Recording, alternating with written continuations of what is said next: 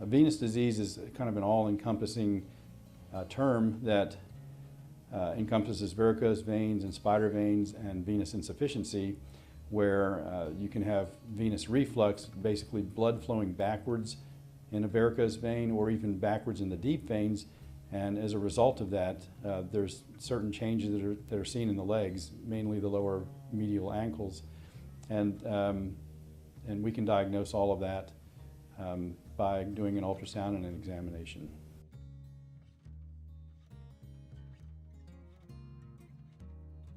Well, chronic venous insufficiency is just meaning that the blood does not flow properly back towards the heart as you would normally expect it.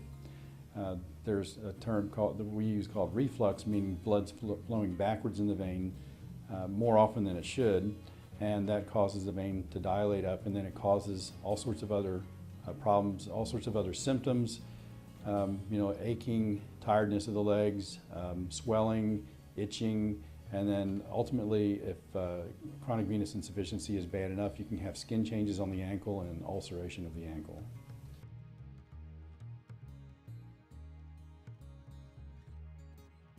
Just, everybody's at risk in some level. Most of the people that are at risk for that are people that have larger varicose veins, start to demonstrate skin changes on their ankles.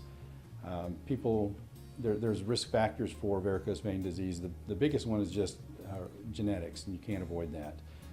Another big risk factor is, if you're female, the number of pregnancies you've had. So varicose veins always get worse during pregnancy. Another risk factor is having a job where you've stood on your feet for a long period of time, for a number of years. And another large risk factor is just being overweight too.